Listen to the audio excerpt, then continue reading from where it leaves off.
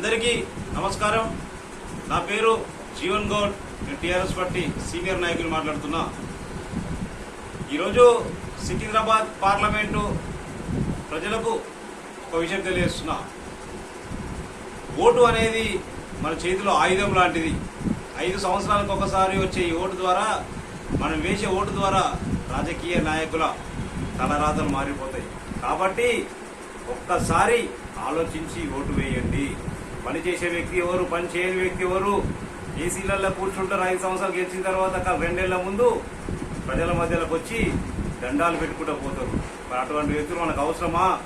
మరి రోజుకొక పార్టీ, గెలిచిన పార్టీని విడిచిపెట్టి మనం వేరే పార్టీలో పోయేటోళ్ళు మనకు అవసరమా? మన మధ్యలో, ప్రజల మధ్యలో ఉండి ప్రజా సమస్యలు తెలుసుకుంటూ ఎప్పటికప్పుడు మనం వెంబడి ఉన్న మన పద్మారావు గౌడు 3 సార్లు ఎమ్మెల్యే గెలిచిండు, 2 సార్లు కార్పొరేటర్ గెలిచిండు. నిరంతరం ప్రజల మధ్యలో ఉంటాడు. వాళ్ళ ఇంటికాడ అరుగు మీదే కూర్చుంటాడు 24 గంటలు. ఏ సమస్య ఉన్నా కూడా, ఎవరు పోయినా కూడా పార్టీలకు అతీతంగా మరి ఏ సమస్య ఉందమ్మా అని చెప్పు అంటాడు. కానీ నువ్వు ఏడికి వచ్చినావు, నువ్వు ఏ పార్టీ అని అడగలేదు. ఆయనతో అయితే ఆయన చేస్తాడు, లేకపోతే అతను కాదు ఈ పని అని చెప్తాడు. అటువంటి వ్యక్తి అసలు ఒక్కసారి కారు గుర్తుకు ఓటు వేయండి, పద్మారావు గౌడ్ గారిని గెలిపించండి కేసీఆర్ గారి నాయకత్వంలో అని చెప్పి ప్రజలకు తెలియజేస్తుంది. మీకు తెలుసు ఈరోజు హైదరాబాద్ ఎంత అభివృద్ధి చేసిరో మరి కేసీఆర్ గారు. మరి ఇప్పుడు హైదరాబాద్ మొన్న ఎమ్మెల్యే ఎలక్షన్స్ వల్ల కూడా హైదరాబాద్ లో మొన్న 7 మంది ఎమ్మెల్యేలు పట్టం కట్టిరు. మొత్తం మొన్న టీఆర్ఎస్ పార్టీ గెలిచింది. అదేవిధంగా ఈరోజు కూడా ప్రజలందరూ టీఆర్ఎస్ పార్టీకి ఓటు వేయాలి. ఈ హైదరాబాద్ సికింద్రాబాద్ మొత్తం ప్రజలంతా అని చెప్పి, పార్లమెంట్ పార్టీలో మొత్తం అని చెప్పి నేను తెలియజేస్తున్నా. ఎందుకంటే పని చేయని వ్యక్తులకు ఇప్పుడు కిషన్ రెడ్డి అంటున్నాడు, నేను దోపిడీలు చేయలేదు, నేను దౌర్జన్యాలు చేయలేదు, నేను కాంట్రాక్టర్ని బెదిరియలేదు అంటున్నాడు. అరే సెల్ఫ్ ఇప్పుడు నువ్వు కేంద్ర మంత్రి ఉన్నావు, 3 సార్లు ఎమ్మెల్యే అయినావు. ఒక ఎంప్లాయ్మెంట్ పెట్టేయనికే కాంట్రాక్టర్ని బెదిరియాల్సిన అవసరం లేదు. ఒక ఎవరైనా ఇప్పుడు డెవలప్మెంట్ చేయనికే దౌర్జన్యాలు చేసిన అవసరం లేదు. నీకున్న పరిధిలో నువ్వు చేయొచ్చు. నీకు మస్తు నిధులు ఉంటాయి, కోట్ల రూపాయల నిధులు ఉంటాయి.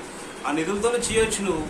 కానీ తప్ప నువ్వు చేయలేదు. 20 సంవత్సరాలు అమర్పేటకి ఏం చేయలేదు. నిధులు ఉన్నా కూడా అసలు ఏం చేయలేదు. 1 రూపాయి ఖర్చు పెట్టాలి నిధులతో, ఏం చేయలేదు. ఎవరికి ఎటువంటి సాయం చేయలేదు.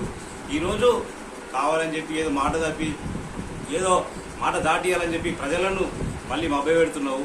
కానీ కిషన్ రెడ్డి మీరు మాత్రం ఓటు వెయ్యము అని చెప్పి సొంత పార్టీ కార్యకర్తలే ఈరోజు ఎంతో మంది చెప్తున్నారు. ప్రజలలో తీవ్రమైన వ్యతిరేకత ఉంది.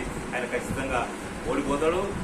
కాబట్టి మరి వేరే ఎన్నో దాని నాగేందర్ ఆయన రేపొద్దున మళ్ళీ కాంగ్రెస్ లో గెలిస్తే టీఆర్ఎస్ లో గెలిచి కాంగ్రెస్ లో పోయింది. గతంలో ఎన్నో పార్టీలు మారాడు.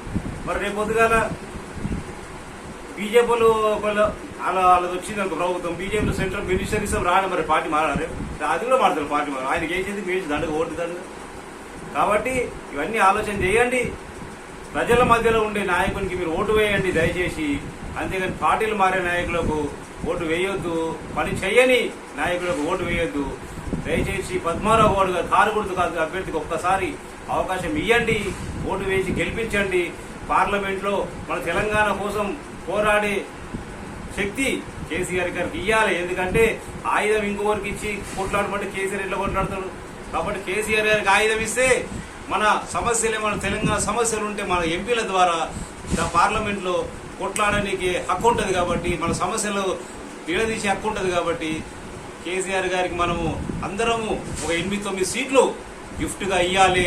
ప్రతిపక్షాల డీటెయిల్ సమాధానం చెప్పాలి ఓటు ద్వారా. మేమందరము టీఆర్ఎస్ పార్టీ వైపే ఉన్నాము. నాయకులు ఎంతమంది పోయినా కూడా ప్రజలంతా మేము టీఆర్ఎస్ వైపే ఉన్నాము అని చెప్పి ఓటు ద్వారా డీటెయిల్ జవాబు చెప్పాలి పార్లమెంట్ ఎలక్షన్ ద్వారా అని చెప్పి నేను తెలియజేస్తున్నాను. జై తెలంగాణ, జై జై తెలంగాణ. కేసీఆర్ గారి నాయకత్వం వరదిల్లాలి, పద్మారావు గారి నాయకత్వం వరదిల్లాలి. కారు గుర్తుకే మన ఓటు.